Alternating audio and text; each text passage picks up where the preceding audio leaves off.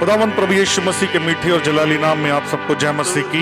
खुदावंद के जिंदा कलाम में से एक वचन मैं आपके सामने पढ़ूंगा जो हम पाते हैं नहमाया की किताब उसका पहला अध्याय और उसके 6 पद के अंदर लिखा हुआ है, तू कान लगाए और आंखें खोले रह कि जो प्रार्थना मैं तेरा दास इस समय तेरे दास इज़राइल के लिए दिन रात करता रहता हूं उसे तू सुन ले। मैं इज़राइलियों के पाप को जो हम लोगों ने तेरे विरुद्ध किए हैं मान लेता हूं। मैं और मेरे पिता के घराने दोनों ने पाप किया है। परमेश्वर के जिंदा कलाम के पढ़े और सुने जाने पर उसकी आशीष और बरकत हो, आमीन।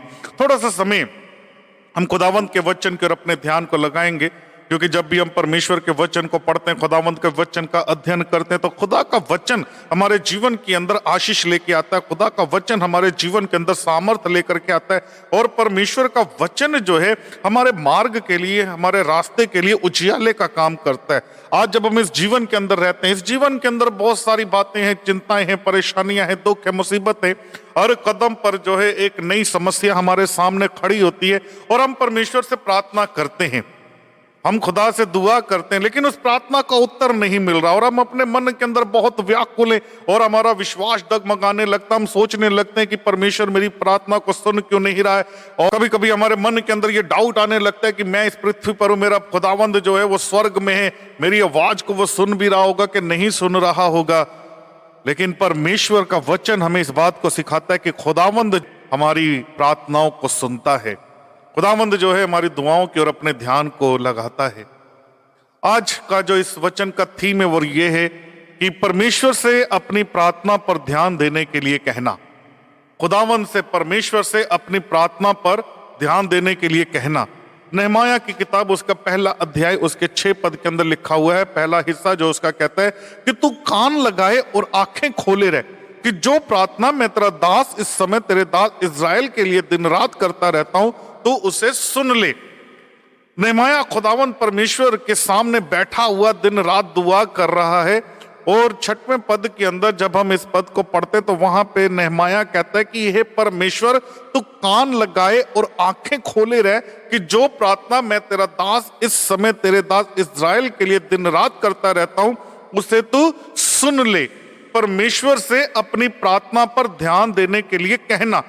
आज हो सकता है हम प्रार्थना कर रहे हो, हम दुआ मांग रहे हो, परमेश्वर से कुछ कह रहे हो कि ये खुदावंद तू मेरे जीवन के अंदर ऐसा कर दे, हे परमेश्वर तू मेरे जीवन के हालात को बदल दे, खुदावंद तू मेरी बीमारी को ठीक कर दे, खुदावंद तू मेरे घर को ब्लेस कर दे, हे खुदावंद तू मेरी कंगाली को दूर कर दे, हे खुदावंद तू मेरे जीवन के अंदर बहुतायत के साथ आशीषों से भर दे।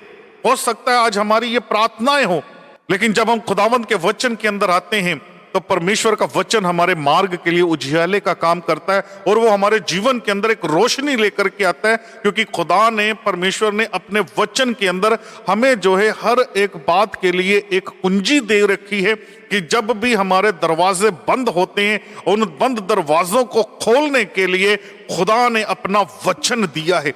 एक की दी है जो परमेश्वर के वचन के अंदर हमें देखने को मिलती है और खुदावंद के उन दासों के जीवन के अंदर देखने को मिलती है जिन्होंने अपने जीवन के अंदर इस बात का अनुभव किया।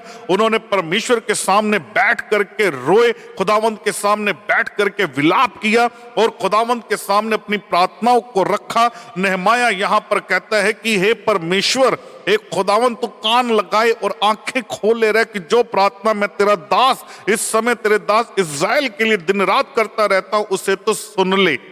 खुदावंद से वो कह रहा है कि हे परमेश्वर तू मेरी प्रार्थना पर ध्यान दे, हे खुदावंद तू मेरी प्रार्थना का उत्तर दे, हे परमेश्वर तू मेरी प्रार्थना के ऊपर कान लगाए और आंखें खोले रहे। क्या हमने इस संसार के अंदर रहते हुए इस बात के ऊपर कभी सोचा है कि क्या हमने इस बात को परमेश्वर से कहा है कि हे खुदावंद तू मेरी प्रार्थना की ओर अपने कान लगाए और अपनी आंखें खोले रहे। और जिस प्रकार से नहमाया जो है इस वचन के अंदर कहता है कि तू सुन ले, खुदावंद तू सुन ले, क्या हमने इस प्रकार से खुदा से कहा है कि परमेश्वर जो प्रार्थना मैं इस समय कर रहा हूं तो उसके ऊपर कान लगाए और आंखें खोले रहे और उसे तू सुन ले। परमेश्वर सुनता है। खुदावंद अद्भुत काम हर एक इंसान के जीवन के अंदर करता है क्योंकि हम परमेश्वर के हाथों से बनाए गए हैं। खुदा ने अपने स्वरूप में हमें बनाया है और बना करके संसार के अंदर भटकने के लिए नहीं छोड़ा है, परेशानियों के लिए नहीं छोड़ा है, चिंताओं के अंदर रहने के लिए नहीं छोड़ा है। खुदा ने जो है हमें बहुतायत का जीवन दिया है, खुदा ने हमें ब्लेस्ड जीवन दिया है, खुदा ने हमारे जीवन के अंदर प्रोस्पेरिटी दी है। परमेश्वर का साथ, खुदावंद की हिफाजत, परमेश्वर का अनुग्रह हमेशा हमारे जीवन के साथ बना रहता है। कुछ बातें खुदावंद के वचन के अंदर हमें देखने को मिलती हैं। नहमयाह यहाँ पर खुदा से कह रहा है कि हे खुदावंद, हे परमेश्वर, तू कान लगाए और आंखें खोले रहे। सबसे पहली बात, परमेश्वर से प्रार्थना करना।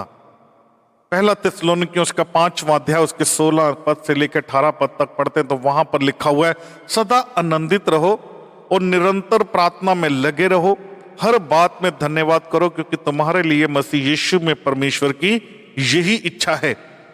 संत पौलुस इस वचन के अंदर कहता है कि सदा आनंदित रहो, हर समय खुश रहो, और साथ में कहता है कि प्रार्थना में लगे रहो, निरंतर दुआ करते रहो, निरंतर प्रार्थना में लगे रहो और हर बात में धन्यवाद करो, क्योंकि तुम्हारे लिए मसीह यीशु में परमेश्वर की यही इच्छा है। यहां पर भी जो है जब हम इस वचन को पढ़ते हैं तो इस वचन के अंदर नहमयाह जो है दिन रात खुदा के चरणों के पास बैठा हुआ है, दिन रात परमेश्वर के चरणों के पास बैठ करके दुआ कर रहा है, निरंतर प्रार्थना कर रहा है, निरंतर दुआ में लगा हुआ है। 1 दिन नहीं, 2 दिन नहीं, 3 दिन नहीं, 4 दिन नहीं, पता नहीं कितने दिन तक वो खुदा के चरणों के पास बैठा हुआ है और निरंतर खुदा से मांग रहा है। और परमेश्वर जो है, जब हम खुदा के निरंतर दुआ में जाते हैं, खुदा अद्भुत रीति से हमारे जीवन के अंदर काम करता है। दूसरी बात इस वचन के अंदर हमें देखने को मिलती है वो ये है कि परमेश्वर के विरुद्ध किए पापों का अंगीकार करना। आज हम नहीं जानते कि हमारे जाने अनजाने में हमसे कितने पाप होते हैं, कितनी गलतियां होती है, हमारे शब्दों के द्वारा, हमारे सोच के द्वारा, हमारी आंखों के द्वारा, हमारे हाथों के द्वारा हम बहुत सारे पाप कर देते हैं। हमारे हाथों से बहुत सारे पाप होते हैं जाने अनजाने में, जो हमें मालूम भी नहीं होता कि ये पाप है, लेकिन वो है पाप। परमेश्वर पाप से समझौता नहीं करता। यहां पर 6वें पद के अंदर उसके सेकंड पार्ट जो उसको हम पढ़ते हैं तो वहां पे लिखा हुआ है, मैं इजरायलियों के पापों को जो हम लोगों ने तेरे विरुद्ध किए हैं मान लेता हूं, मैं और मेरे पिता के घराने ने दोनों ने पाप किया है। यहां पे बहुत सुंदर बात नहमयाह के जीवन के अंदर देखने को मिलती है। वो कहता है कि मैं इजरायलियों के पापों को जो हम लोगों ने तेरे विरुद्ध किए हैं, कहता हम लोगों ने जो पाप किए हैं तेरे विरुद्ध खुदावन, उन पापों को मान लेता हूं, मैं और मेरे पिता के घराने दोनों ने पाप किया है। वो यहां पर इस बात को कह रहा है खुदावन से कि खुदा, मैं और मेरे पिता के घराने ने दोनों ने पाप किया है। आज हम लोग जब इस संसार के अंदर रहते हैं, पता नहीं कितने पाप हमारे हाथों से होते हैं, लेकिन हमने कभी भी खुदा से क्षमा नहीं मांगी कि खुदा मेरे हाथों से गलती हुई है, मेरे पिता के घराने के हाथों से गलती हुई है, मेरे पिता के घराने ने पाप किया है। हमने कभी भी इस प्रकार से अपना अंगीकार खुदावंद के सामने बैठ करके नहीं किया है। और यहाँ पर नहमयाह जो है एक बहुत सुंदर कुंजी जो है प्रार्थना की वो हमें देता है, और वो बैठ करके खुदा के सामने अंगीकार कर रहा है। वो कह रहा है मैं इज़राइल के पापों को जो हम लोगों ने तेरे विरुद्ध किए हैं मान लेता हूं। वो अपने पापों को मान रहा है, एक्सेप्ट कर रहा है, क्योंकि उसे मालूम है हमने बहुत गलतियां की हैं। और आगे कहता है मैं और मेरे पिता के घराने दोनों ने पाप किया है। 7वें पद के अंदर कहता है हमने तेरे सामने बहुत बुराई की है। बहुत ध्यान से देखने वाली बात है यहाँ पर। वो कहता है कि हमने तेरे सामने बहुत सी बुराई की है, और जो आज्ञाएं, विधियां और नियम तूने अपने दास मूसा को दिए थे उनको हमने नहीं माना। जो आज्ञाएं, विधियां, नियम तूने अपने दास मूसा को दिए थे उनको हमने नहीं माना है। वो बैठ करके पश्चाताप कर रहा है, वो बैठ करके खुदा के सामने अंगीकार कर रहा है, वो खुदा के सामने बैठ करके अपने दिल को खोल करके खुदा से बता रहा है कि खुदावंद हमने बहुत पाप किए, हमने बहुत गलतियां की हैं। जो आज्ञाएं, जो विधियां, जो नियम तेरे दास मूसा ने दिए थे उनको हमने नहीं माना है, उनको हमने नहीं माना। तीसरी बात खुदावंद के वचन के अंदर हमें देखने को मिलती है, और वो ये है कि परमेश्वर की दया पर भरोसा रखना। नहमयाह की किताब उसका पहला अध्याय उसके 9 पद के अंदर लिखा है, परंतु यदि तुम मेरी ओर फिरो और मेरी आज्ञाओं को मानो और उन पर चलो तो चाहे तुम में से निकले हुए लोग आकाश की छोर में भी हो तो भी मैं उनको वहां से इकट्ठा करके उस स्थान में पहुंचाऊंगा जिसे मैंने अपने नाम के निवास के लिए चुन लिया है।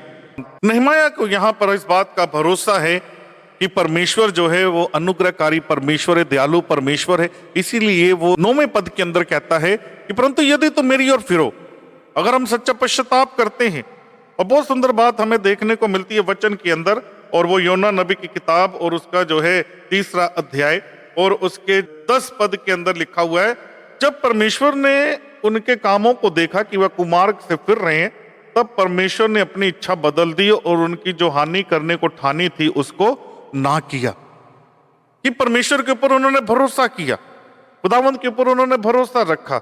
जब नीनवे के लोगों को योना ने जाकर के प्रचार किया कि अब से 40 दिन बीतने पर पूरा नीनवे उलट दिया जाएगा, आगे वचन के अंदर उसके लिखा हुआ है 7वें पद के अंदर, राजाओं ने प्रधानों से सम्मति लेकर नीनवे में इस आज्ञा का ढिंडोरा पटवाया, क्या मनुष्य, क्या गाय बैल, क्या भेड़ बकरी, क्या अन्य पशु कोई कुछ भी ना खाए, वह ना खाए ना पिए, मनुष्य और पशु दोनों टाट ओढ़े और वह परमेश्वर की दुहाई चिल्ला चिल्ला करके दे और अपने कुमार्ग से फिरे और उस उपद्रव से जो वह करते हैं पश्चाताप करे।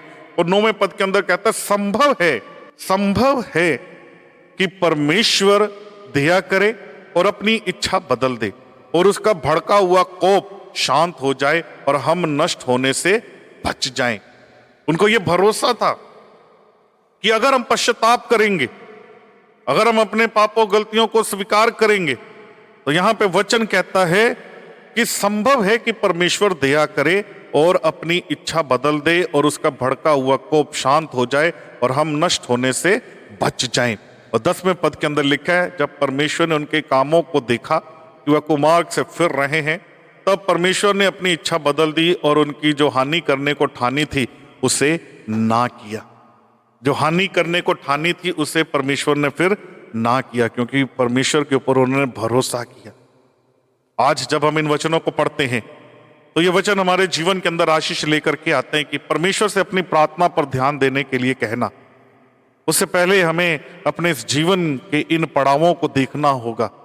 सबसे पहली बात कि निरंतर प्रार्थना करना, दूसरी बात परमेश्वर के विरुद्ध किए गए पापों का अंगीकार करना, पश्चाताप करना, तीसरी बात परमेश्वर की दया के ऊपर भरोसा रखना। खुदावंद महान है, अनुग्रहकारी दयालु ईश्वर है जो अपने लोगों के जीवन के ऊपर दया करता है। और परमेश्वर अपने वचन के ऊपर बहुत सारी आशीष और बरकत दे। आप सबको जय मसीह की